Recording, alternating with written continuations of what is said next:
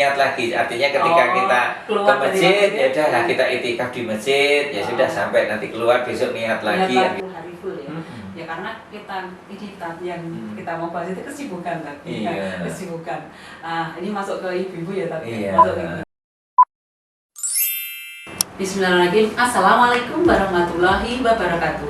Jumpa lagi dengan podcast KPTK Islam Orbi 2 Surakarta. Kali ini pada episode Ramadan. Pada hari ini kita kedatangan tamu dari Ustadz Asih Sudarto Putra SSI. Beliau adalah anggota Dewan Surakarta 3 periode. Nah sekarang santai-santai menekuni dunia pendidikan ya Pak. Ya. Assalamualaikum Tat, apa kabar? Waalaikumsalam warahmatullahi wabarakatuh. Alhamdulillah kabarnya baik, sehat selalu insyaallah. Iya. Terima kasih kedatangannya di podcast kami KPTK Islam Orbi 2 Surakarta pada bulan Ramadan ini. Sekarang ini memasuki hari ke-18 ya Tat, betul? Oh ini sudah hari ke-20. Jadi Oh, kalau iya. yang mulainya hari Senin ini yang ke-20. Sudah 20. Kalau mulainya Selasa ya berarti 19. Oh gitu. Iya. Oh ternyata sudah hari ke-20. Iya, Masya Allah nggak terasa iya. saking banyak kegiatan sehingga nggak terasa puasanya sudah sampai hari ke-20.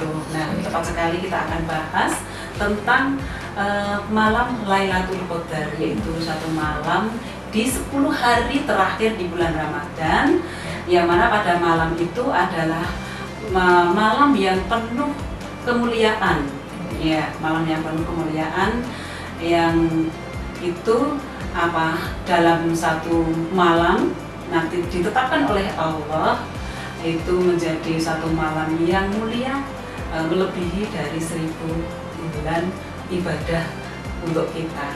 Nah ini mau dijelaskan kan supaya ini pemirsa mengetahui mengapa dikatakan mulia. Dalam satu malam namanya malam Lailatul Qadar itu bisa dikatakan mulia itu karena apa Pak? Ya. Mohon penjelasan Pak, silakan. Ya, Bismillahirrahmanirrahim. Assalamualaikum warahmatullahi wabarakatuh. Terima kasih Bu Sudarti. Jadi kalau kita mengacu kepada tema tadi tentang Lailatul Qadar, jadi Allah Subhanahu wa taala memberikan keistimewaan kepada umat Islam yang ini tidak diberikan kepada umat sebelum-sebelumnya. Jadi umat Islam ini karena Allah sudah takdirkan umurnya pendek. Gitu ya? Jadi umurnya pendek. Kalau Nabi sendiri hanya 60. Jadi deg-degan saya Tat, umur Ya, jadi karena Allah takdirkan umurnya pendek, maka Allah berikan keistimewaan. Salah satu bentuk keistimewaan itu apa? Jadi dalam setiap tahun, ya dalam bulan Ramadan, Allah sudah siapkan satu malam, ya. Jadi satu malam di mana malam ini malam yang penuh keberkahan dan malam ini lebih mulia daripada 1000 bulan. Ya, jadi ketika pada malam itu kita mendapatkan malam Lailatul Qadar, kita mendapatkan Lailatul Qadar, maka di malam itu aktivitas kita itu dihitung seperti aktivitas selama 1000 bulan. Iya. Jadi kalau misalnya pas malam itu kita beribadah, ya seakan-akan beribadah dengan 1000 bulan. Kalau kita baca Quran, ya berarti seperti baca Quran 1000 bulan. Jadi semua amal ibadah kita itu dinilai seperti 1000 bulan. Maka ini kan luar biasa. Maka inilah yang harus kita raih di malam Lailatul Qadar. Yang ini malam Lailatul Qadar itu memang Allah persiapkan di 10 hari yang terakhir. Terutama di malam-malam ganjil. Iya, ini ya luar biasa keistimewaan dari malam Lailatul Qadar. Tadi saya tertarik bahwa umatnya Nabi Muhammad itu diberi umur yang pendek gitu ya kan. Iya. Ya faktanya juga umur 50, umur 60 itu sudah diambil oleh Allah. Maka diberikan suatu tadi ya kan. Keistimewaan itu pahala yang dilimpah ruahkan gitu pada bulan Ramadan, utamanya di malam Lailatul Qadar. Nah, di sini perlu benar-benar kita perhatikan untuk muhasabah. Saya sendiri juga tadi, Masya Allah, deg-degannya. Allah memberikan amatnya Nabi Muhammad itu umur yang pendek gitu ya. Nah, ketika kita diberikan kesempatan menjumpai lagi bulan Ramadan, utamanya 10 hari terakhir di bulan Ramadan ini diberikan kesempatan oleh Allah, kayak Allah itu mengobrol pahala gitu kan, supaya kita itu beribadah kepada Allah Subhanahu wa taala karena diberikan pahala yang melimpah ruah seperti itu. Nah, contoh-contoh ibadah, ibadah itu apa saja tadi yang harus kita lakukan gitu. Ya, kalau kita mengacu kepada apa yang telah dicontohkan oleh Nabi Muhammad SAW, beliau ini ketika 10 hari yang terakhir, ya, jadi ketika 10 hari terakhir itu, beliau itu bersungguh-sungguh ibadahnya bahkan melebihi dari hari-hari sebelumnya. Jadi karena beliau itu memang luar biasa. Ya, mungkin kita ini belum bisa mencontoh seluruhnya ya. Iya, Masya Allah. Ya, karena kalau beliau ini 10 hari terakhir itu ya menghabiskan waktunya itu di masjid. Iya. Itu 10 hari terakhir, bahkan ketika Nabi pengen bersisir aja, posisi Nabi masih di masjid, kemudian kepalanya Nabi atau rambutnya itu disisiri oleh Aisyah dari dalam rumah, sehingga beliau memang konsen betul ibadah di masjid. Cuma kita ini mungkin ya karena 10 hari terakhir kan kita masih kerja, kita masih aktivitas. Mungkin kita ini ya latihan lah di malam harinya atau bagaimana. Intinya kita ambil bagaimana Nabi Muhammad SAW itu beliau ibadahnya itu jauh lebih sungguh-sungguh dibandingkan hari-hari sebelumnya. Nah, terus apa saja yang beliau lakukan di 10 hari yang terakhir? Nah, ini barangkali yang coba nanti kita bareng-bareng kita kita laksanakan gitu ya. Yang pertama, memang beliau ini ya selalu menggiatkan yang namanya qiyamul lail. Iya, qiyamul lail. Jadi sholat tahajud.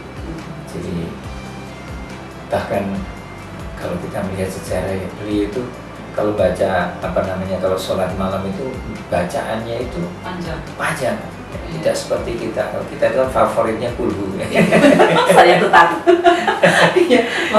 Kalau kita ngimami kalau kepanjangan dikit aja juga diprotes. Diprotes. Tapi kalau Nabi Masya Allah, maka Nabi tarawihnya atau sholat tahajudnya itu ya di malam 2/3 malam itu. Bahkan Allah mengatakan bahwa sholat tahajud itu sebagai sarana Allah akan mengangkat derajat orang yang beriman. Jadi wa minal laili fatahajjat bihi nafilatan lak asa ayyab'asaka rabbuka maqaman mahmuda. Jadi pada 2/3 malam itu maka sholatlah tahajud kamu sebagai ibadah tambahan.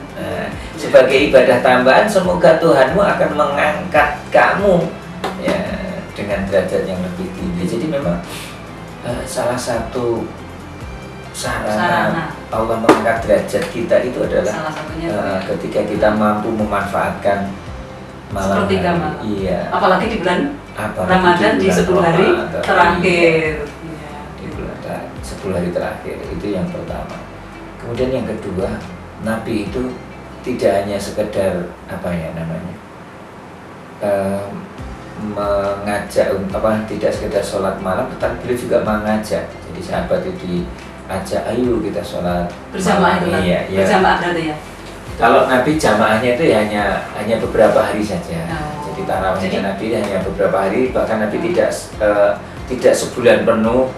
Tarawih itu yang berjamaah tidak sebulan penuh karena Nabi khawatir bahwa nanti dikira nanti tidak wajib ya. Jadi maka Nabi kemudian banyak sholat tahajudnya. Maaf saya potong ya. Jadi sholat tarawih itu Nabi itu mencontohkan tidak harus jamaah ya tapi? Iya tidak harus. Tapi bagaimana kita istiqomah untuk sholat jamaah. Cuma ketika zamannya Umar bin Khattab, ya, itu Umar bin Khattab sudah mentradisikan memulai dengan sholat tarawih itu dengan dan berjamaah. Tapi juga itu ada nilai syiarnya ya tapi. Iya. Jadi orang yang tadinya nggak terbiasa sholat tahajud akhirnya juga sholat tahajud di bulan Ramadan itu. Lanjut Tat, apalagi Tat? Ya, yang pertama ya qiyamul lail, yang kedua itikaf. Itikaf itu berdiam diri di masjid. Jadi ini yang dicontohkan oleh Nabi. Nah, kalau kita mungkin agak susah. Kalau saya biasanya ya siangnya, pagi, siang, sore itu ya masih aktivitas biasa. Malam di 10 hari terakhir saya itu baru latihan ya. Jadi latihan itikaf. Biasanya alhamdulillah di 10 hari terakhir itu saya juga menghabiskan malam itu di masjid. Iya. Sama teman-teman. Dan di Solo luar biasa, hampir semua masjid di Solo itu berdiri itikaf, mengadakan itikaf. Bahkan kita juga di masjid-masjid di Solo itu menyediakan juga itikaf untuk ibu-ibu, untuk para akhwat. Iya, ini mau kita bahas ini. Iya, jadi untuk ibu di Solo itu banyak. ini. Jadi misalnya di masjid kota, ya, atau dulu di UNS. Jadi di beberapa masjid itu memang disediakan area atau tempat khusus untuk itikaf untuk akhwat. Karena saya juga ikut biasanya. Kalau akhwat keributannya banyak ya Tat ya? Iya, banyak, biasanya kan banyak, makanya kemudian dibutuhkan ruang khusus ya. Ruang khusus ya? Iya, biasanya disediakan ruang khusus untuk mabit, untuk akhwat. Tapi Solo sudah berjalan bertahun-tahun luar biasa gitu. Tapi daerah yang Kali Jambu kayaknya belum ada ya? Mungkin di desa mungkin belum ada ya. Kalau di desa itu etikaf untuk bapak-bapak aja juga belum marak. Tapi kalau di Solo banyak. Berarti perlu dibutuhkan pioner atau pejuang etikaf ya Pak? Iya betul. Ya. Jadi kan ini dibayar. Iya. Ini kan sunnah Nabi. Iya. Cuma memang kita ini masih susah. Nah ini hubungannya dengan kita masih susah itu tadi iya. Hubungannya dengan kesibukan. Betul. Nah. Makanya kita karena ini susah, ini tahapannya adalah kita itu latihan itikaf. Sehingga latihan itikaf itu ya udah kita itikafnya malam hari. Itikafnya berdiam diri di masjid. Kalau Nabi ya 10 hari itu pagi siang itu full. Ya kita kan karena kalau itikaf itu keluar dari masjid kan itikafnya udah batal. Maka kemudian kita kalau kita memperbarui niat lagi, artinya ketika kita ke masjid, ya udah kita itikaf di masjid, ya sudah sampai nanti keluar besok niat lagi. Gitu. Dan itu yang bisa kita lakukan seperti itu, itikaf di masjid. Terus apa yang harus kita lakukan di dalam masjid? Iya banyak berzikir, kemudian interaksi kita dengan Al-Quran itu kita tingkatkan. Karena Ramadan itu kan bulan penuh berkah, kemudian Al-Quran diturunkan itu juga membawa keberkahan juga. Jadi Allah mengatakan hadza kitabun anzalnahu mubarakun fattabi'uhu wattaqu la'allakum turhamun. Jadi surat Al-An'am ayat 155 itu hadza kitabun, ini adalah kitab Al-Quran anzalnahu yang diturunkan Allah kepadamu mubarakun yang membawa keberkahan. Apalagi diturunkan permulaan Al-Quran itu diturunkan di bulan Ramadan. Jadi maka kita gunakan Ramadan ini sebagai sarana untuk meningkatkan kualitas interaksi kita dengan Al-Quran. Interaksi dengan Al-Quran itu apa? Ada 5. Yang pertama mendengarkan, artinya ketika dibacakan Al-Quran dengarkanlah, perhatikanlah dengan baik. Yang kedua membaca, artinya kita membaca tilawah. Ya. Jadi maaf saya potong kan? Iya. Mendengarkan itu sudah termasuk pahala ya Pak? Iya. Jadi mendengarkan, artinya kalau ada mungkin orang yang belum bisa baca Quran, ya udah sekarang kan ada MP3, ya kan dari HP putar Al-Quran. Itu mendengarkan Al-Quran itu adalah juga ibadah. Jadi mendengarkan, membaca itu jelas. Bahkan Nabi mengatakan aktivitas terbaik itu siapa yang mau belajar dan mengajarkan Al-Quran. Jadi tingkatan pertama mendengarkan, kemudian membaca, kemudian menghafal. Ini menghafal. Kemudian setelah menghafal mentadaburi. Jadi mentadaburi itu mempelajari, tidak hanya sekedar membaca tapi dipelajari hikmahnya apa, sebab turunnya seperti apa, kemudian kita mengamalkan. Maka ini interaksi itulah dengan Al-Quran itu kita mulai di bulan Ramadan ini. Minimal mendengarkan, kemudian membaca. Ya, membaca, coba kita targetkan, mungkin kita khatamkan sebulan ini berapa kali khatam, itu harus kita targetkan. Ya minimal itu sekali. syukur bisa 2 kali 3 kali. Gitu ya, Tat. Nah, Iya. jadi apa namanya, di bulan Ramadan di 10 hari terakhir Iya. itu banyak tawaran ya, tawaran pahala dari Allah yang Betul. melipat gandakan itu tadi, Iya. dilipat gandakan pahalanya itu tadi. Nah ini tadi sebenarnya iktikaf itu kan harus sehari semalam penuh dengan jumlah 10 hari full ya. Ya karena kita ini yang kita mau bahas itu kesibukan tadi. Iya. Kesibukan. Nah, ini masuk ke ibu-ibu ya tadi. Iya. Masuk ke ibu-ibu.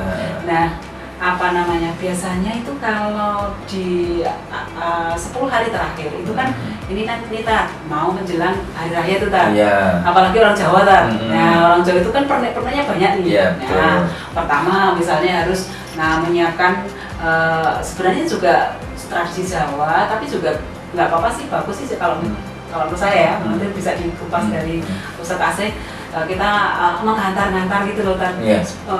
Ke kerabat-kerabat kita, Iya, ke apa namanya tetangga kita. Kalau Jawa itu istilahnya munjung itu loh Tat. Iya. Ya, misalnya yang apa namanya yang muda nanti munjung ke yang Iya. tua, yang lebih tua ke kakaknya, ke budenya, gitu dan lain sebagainya. Nah, ini otomatis juga sibuk Tat untuk belanja. Belanja apalagi kalau sudah memasuki 10 hari terakhir di bulan Ramadan itu mal-mal itu juga penuh Tat. Iya, Jadi harus betul. ke kasir pun juga harus antri gitu. Kemudian awal kita dalam kondisi puasa akhirnya kan lelah itu Tat. Nah, Iya. akhirnya lelah itu. Nah, nggak kepikiran deh untuk mungkin apalagi ahwat ya nih atau ibu ya, nggak kepikiran deh mau iktikaf atau nggak kepikiran deh mau baca Quran yang ini lebih diintenskan, nggak kepikiran deh apa ada malah sholat tarawihnya juga atau sholat lainnya juga keperucut ini Tat, gara-gara apa namanya, gara-gara kita akan menyiapkan hari raya itu. Nah, belum lagi Tat baju-baju Tat yang harus kita siapkan. Kalau anaknya banyak nih, ini yang anak ragil belum dapat ini, bingung gitu. Ini ibunya menyiapkan dirinya sendiri, anak-anaknya, bapaknya. Ini hari ke-20 ya masih bisa memanfaatkan sholat tahajud setiap hari, artinya kan sama istri juga begitu. Ya, karena memang kadang kalau saya bangun dulu ya istri saya bangunkan, kalau istri yang bangun dulu istri bangunkan saya. Bisa gitu lah. Bisa. Apa namanya? Berarti ibadah itu memang awalnya memang harus dipaksa ya. Betul. Harus dipaksa. Paksa-paksa akhirnya terjadi biasa. Jadi semuanya itu kan apapun kan harus dipaksa dulu. Iya. Jadi yang pertama itu kita itu harus dipaksa. Allah pun juga memaksa Nabi. Nah, Allah tahu Nabi itu tidak bisa baca, kan juga dipaksa untuk membaca. Bacalah Iqra. Iya. Saya tidak bisa baca kan gitu. Iya. Dipaksa untuk membaca, walaupun Nabi tidak bisa baca. Kita bahwa Ramadan kan semangatnya adalah pembiasaan tadi. Iya. Jadi awalnya kita dipaksa. Oke, kita dipaksa bangun malam, dipaksa Sahur. begini, sahur dipaksa gini. Akhirnya kita melakukan sesuatu itu dengan terpaksa. Lama-lama jadi biasa gitu ya. Jadi kan dipaksa, kemudian terpaksa, dan kita itu bisa kan. Setelah bisa terbiasa. Nah, kalau sudah terbiasa kan kita bisa menikmati. Betul. Itulah yang namanya luar biasa kan gitu. Luar biasa. Jadi apa namanya, tingkat tinggi ibadah kita itu adalah bisa menikmati ya. Jadi ketika kita berawal bisa, dari betul, dipaksa, dipaksa, endingnya kita belum bisa menikmati. Ketika kita sudah menikmati ibadah berarti sudah luar biasa. luar biasa. Karena kita puncaknya, karena kita yang butuh artinya. Ya, betul. Ketika kita kita yang tahajud sih, iya. Jadi malam ini nggak tahajud sih, ada rasa gelo gitu ya Tapi. Iya. Jadi disitulah luar biasa itu ketika kita sudah merasa nikmatnya beribadah, kita merasakan oh ya Allah ternyata ibadah itu nikmat. Baca Quran itu enak, gitu. Sholat itu enak, hati itu tentram, damai. Kita sudah merasakan itu, berarti kita sudah sampai tingkatan yang luar biasa. Biasa tadi ya. Nah, mari kita lihat apakah kita itu masih beban dalam beban ya. Jadi memang tapi ya tidak apa-apa karena memang butuh awal-awalnya proses. butuh proses. Jadi memang kalau nggak salah tuh Allah berfirman ini ya tatapannya, kita menjalankan ibadah atau perintahnya Allah itu tidak memaksa ya, sesuai dengan kemampuan ya Tat ya. Betul ya Tat ya. Iya. Nah itu jadi proses itu di prosesnya itu. Iya. Jadi memang nggak apa sih harus dipaksa-paksa gitu. Kadang dioyak-oyak dulu nggak apa sih, tapi kalau kita konsisten istiqomah nanti pada tahapan kita menikmati ibadah kita itu tadi.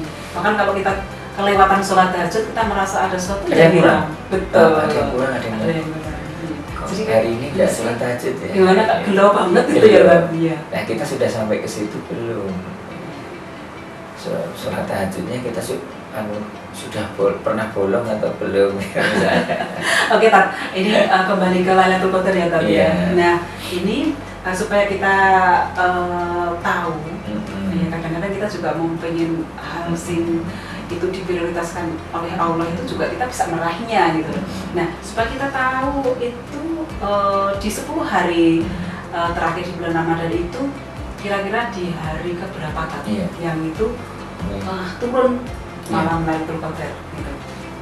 Kalau kita belajar tentang Lailatul Qadar ya, jadi kalau beberapa ulama mengatakan ya, kalau kita itu menyambutnya ya diutamakan di malam ganjil. Malam ganjil. Tetapi ada yang mengatakan yang langsung to the point di malam ke-27. Itu ya. Iya.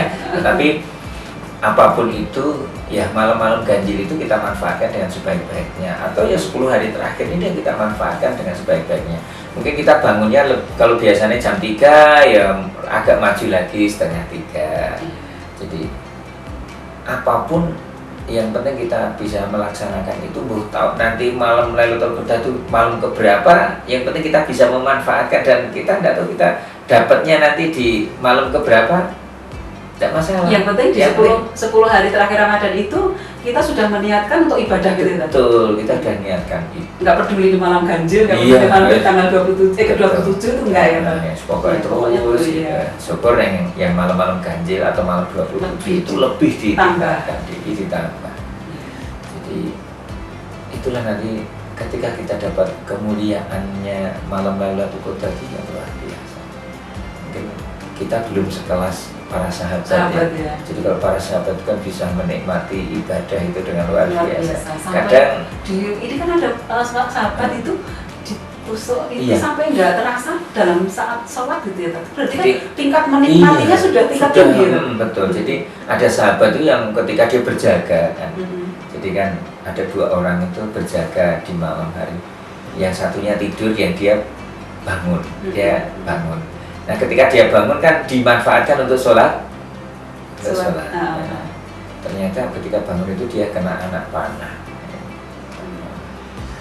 Kemudian dia baru sadar, dan kemudian temannya itu dibangunkan. Loh, itu ada anak panah menancap. Oh iya, tolong nanti anak panah ini tolong dicabut, tapi saya mau sholat dulu. Sholat dulu, subhanallah. Jadi dia sholat, pada saat sholat itu tolong nanti dicabut anak panah itu.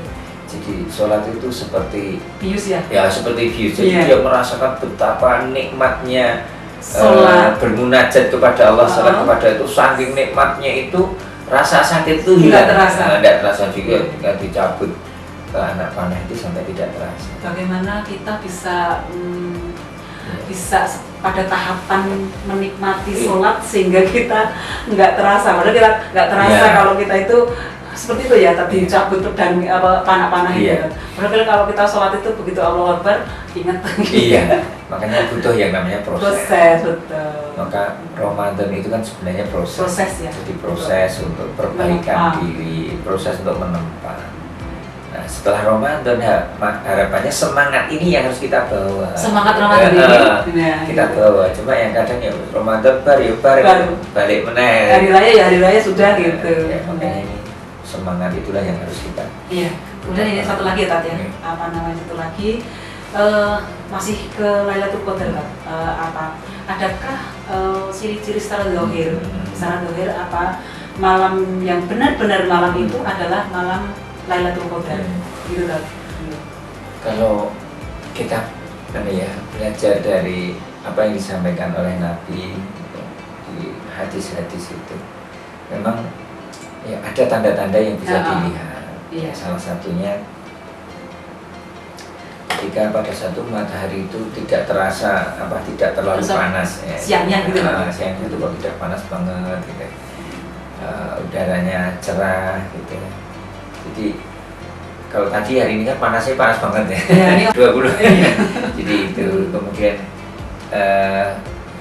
angin itu ya lebih spoi gitu ya. Kemudian malam harinya itu tampak lebih terang gitu ya. Oh begitu. Walaupun tidak terang bulan. Gitu. Kira-kira tanda-tandanya ya seperti itu yang disampaikan oleh Nabi. Cuma apapun itu kan ya tanda-tanda itu kan ya sesuai apa yang disampaikan Nabi, tetapi apapun yang penting pokoknya kita berusaha bagaimana kita bisa meraih yang namanya Lailatul Qadar. Dan itu butuh perjuangan. Karena sesuatu yang hendak kita capai itu tidak bisa dengan serta merta. Makanya 10 hari terakhir ini ayo kita manfaatkan dengan sebaik-baiknya. Gitu. Terima kasih. Bismillah, ayo kita bareng-bareng. Saya juga baru belajar semuanya, belajar menempa diri saya sendiri, belajar menyemangati diri sendiri, belajar memaksa diri sendiri untuk menjadi yang baik kan gitu. Terima kasih atas kehadirannya di podcast KVTK Islam Arti Surakarta ini. Luar biasa, saya terutama ya mendapatkan banyak ilmu dari Ustadz dan semangat untuk beramal di bulan Ramadan itu yang tentunya butuh satu persiapan tadi ya.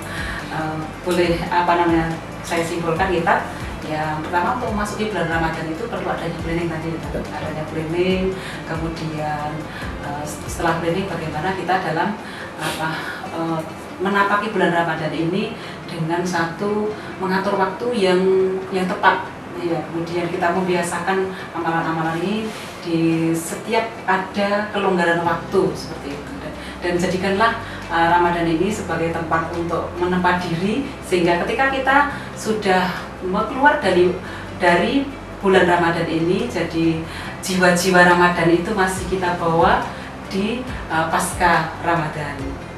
Terima kasih Tat atas kehadirannya. Sehat-sehat selalu ya Tat. Sukses. Bila taufiq wal hidayah. Assalamualaikum warahmatullahi wabarakatuh.